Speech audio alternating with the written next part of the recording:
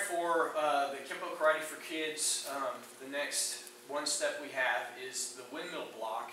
And if they are beginning this at the orange belt stage, here will be the first time that this technique is introduced as their third requirement that they have to know. I'm always going to draw a line between this one and the first two that they've already seen. So for the orange stripe, they saw this first was the shield and fist idea, and I emphasize, remember the shield that you did with the punch. And then the second technique was the cross punch, where you do a block followed by a cross punch. And remember that block. So you had a shield, you had a block. Well, what if we did those together? Not at the same time, but if you did a block followed by the shield. We're going to do that in this technique. This is called Windmill Block. However, we'll be going the other way because this time the attack is off that left punch. So this technique is going to introduce both those ideas that they've seen already. That shield idea and that advancing block idea, but one followed immediately after the other. So as they punch with the left, they're going to insert this right arm first, stepping forward with the inward block. Reaching out in front of that arm comes up with the shield. There. So it goes inward block followed by the shield. And that's that windmill action that you're going to see in Kenpo Karate kind of show up all over the place. So we introduce it here at this orange stripe stage. But every time I've seen kids have a problem with this coordination, it makes more sense if you connect it to the other techniques they've already seen. If you show them, remember the shield, remember the block followed by the cross punch. Okay. Now let's put those two actions together. It'll start to make sense. Otherwise, what they want to do is inward block your left hand, and then coming up with this arm, knock that arm right back into the path of their own face.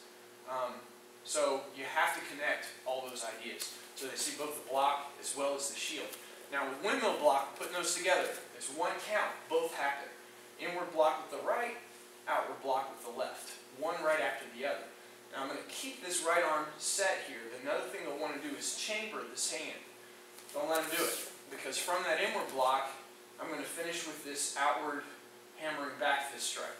Comes right out. That's the whole, it's really just one count, but three things again happening for whipping back fist. You're going to step inward block, shield, and back fist all at once. So again, inward, outward, back fist. There. Hitting underneath the arm. They're moving to the back side there. So that's at the orange belt stage. Just that there. And this will be the one they have the hardest time with at the orange stripe stage. When we move up to the blue stripe stage, hopefully they remember this pretty quickly. Oh yeah, that's that coordination I had such a hard time with. Now from here, we're going to add a push drag. And as they slide forward, they're going to do an inward elbow. Slicing right through the ribs. Boom. Inward elbow strike. So that'll go inward block, outward block with this back fist, and they're going to slide an elbow right through the ribs as they do that. They're going to want to step. Every time I see that also, they see this cross elbow and they're going to try and step through, and I have to let them know, no, use that push drag idea. Push drag that we practice over and over and over again, and make it a cross elbow in this case. So, for the windmill block, right hand first, then the left, back fist. At blue stripe, we add this sliding elbow, cross elbow, here.